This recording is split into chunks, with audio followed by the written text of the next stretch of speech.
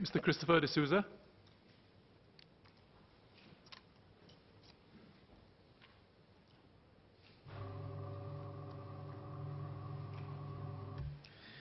Sir, Singapore is facing a problem with waste. When something is thrown away, it does not disappear.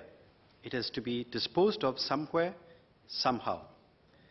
After reducing the volume of unrecycled waste through burning, which produces energy, we need to put the remaining ashes somewhere.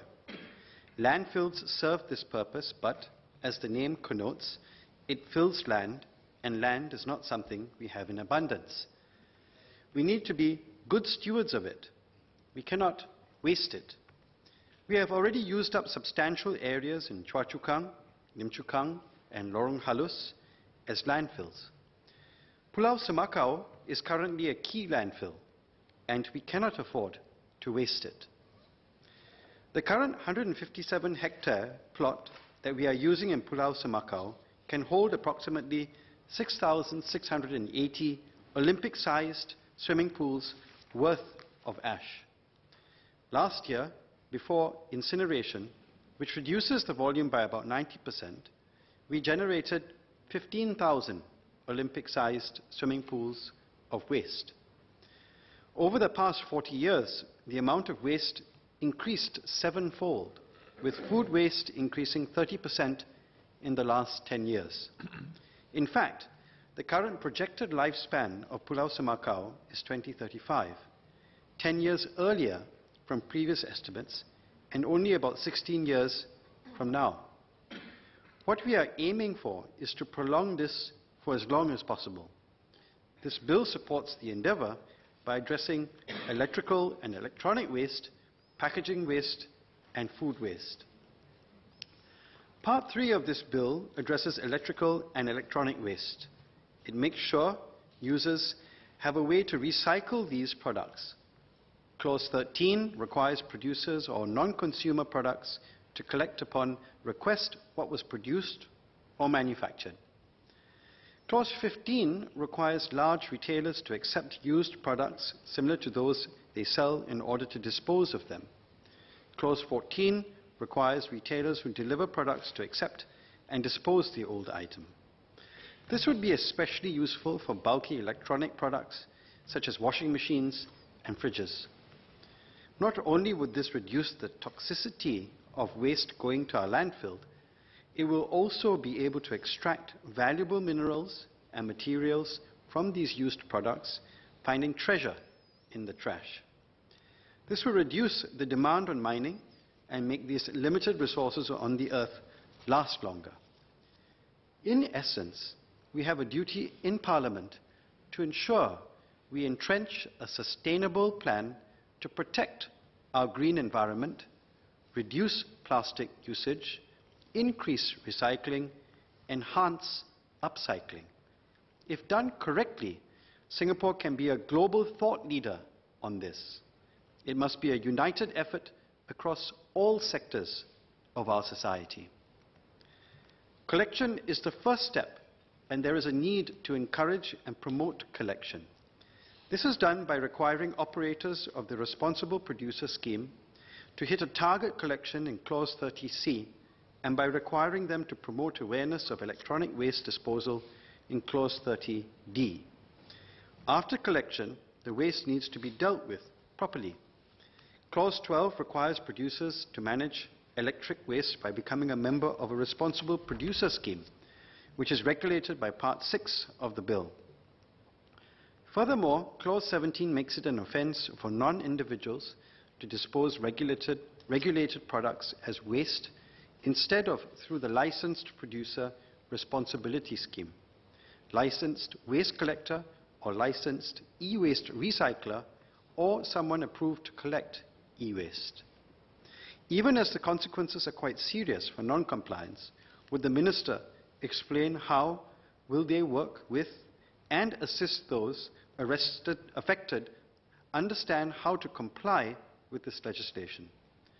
Furthermore, as this bill addresses regulated products, would the Minister explain how this might affect e-commerce of electronic products and how our concerns that those required to accept or collect waste might become inequitably burdened by waste that they were not responsible for producing, i.e., how are these concerns going to be addressed?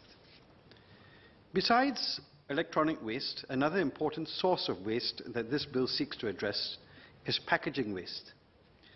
Part 4 institutes a reporting regime relating to packaging which requires producers of specified packaging to monitor its packaging waste and to think about ways to reduce, reuse, or recycle packaging. These reports are to be submitted according to the years that the producers hits the prescribed limit. The flexibility in such a scheme is good.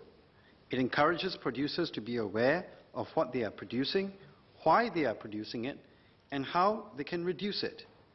Yet, on the other hand, producers figure out for themselves how to get to the end goal of reducing packaging waste, allowing them to prioritize what they are looking for in packaging, accommodating the variety of purposes packaging may serve for that product.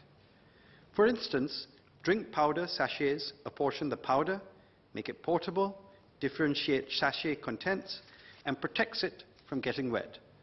Yet, on the other hand, more environmentally friendly packaging, such as paper-based packaging, may serve similar functions instead. Relating to recycling packaging, I have 3 questions. Firstly, does biodegradable plastic help our landfill problem, or are they treated the same way as non-biodegradable plastic? If so, is it feasible to tweak our waste management system to better tap into the biodegradable ability of these biodegradable plastics?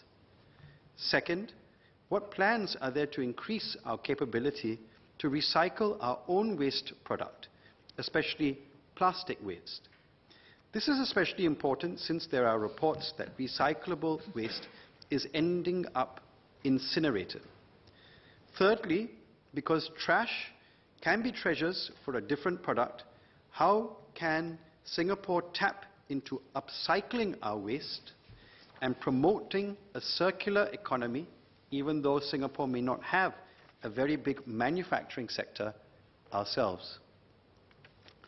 The third kind of waste this bill addresses is in Part 5, being food waste. Clause 26 requires building managers of certain kinds of buildings to provide their own food waste management facility within the premises. If that building is an existing building, Clause 27(2) allows the food waste management process to be outsourced instead of being situated on-site, but the food must still be segregated and treated. Although the building manager needs to provide such a facility, the duty is not left to the building's management alone. An occupier is compelled to make use of it through Clause 25, which creates an offence for an occupier of such buildings to dispose food waste together with other types of waste if the food waste was generated in that building. While compelled by law to manage food waste, processing food waste on-site may actually save cost for management. This is what happened in OTH, or our Tampines hub, where only one garbage compactor truck is needed daily, compared to 3 previously, saving the management about $40,000 annually. Because food was not left exposed overnight, pest and rodent problems are minimized. Food compost are used as fertilizer and non-portable water used for cleaning the eco-digester, rubbish bins or bin centers. Would the Ministry kindly elaborate on who are the intended prescribed buildings? Would they include shopping malls and hawker centers? Additionally, since there is great benefit in composting food waste, does the Ministry have plans to extend food waste management systems to residential estates or make such food waste management facilities accessible to non-occupants of the prescribed building? Besides dealing with food waste through a food waste management system, there is a need to minimize food contaminating recyclable items. Perhaps the Ministry could consider requiring regular dustbins be situated near recycling bins so that the inconsiderate actions of a few will not hamper the recycling efforts of the majority. What is being done to increase recycling literacy, and how effective has it been? Sir, in conclusion, while we increase efforts to reduce packaging and recycle food and electronic waste, what we need is renewed mindsets. For example, is the measure of unusability whether something is old and faded rather than spoiled and inoperable. Instead of reusing old mindsets, maybe we should discard them to have new ones that help us be content with what we have, new ones that help us prioritize responsible disposal over personal convenience, new ones that promote conscientious stewardship of our landfill over more short-sighted enjoyment of the temporal without caring about the future. We need to change the way we conceptualize, handle, and create waste. This bill provides the important infrastructural support for that change, and therefore I support it.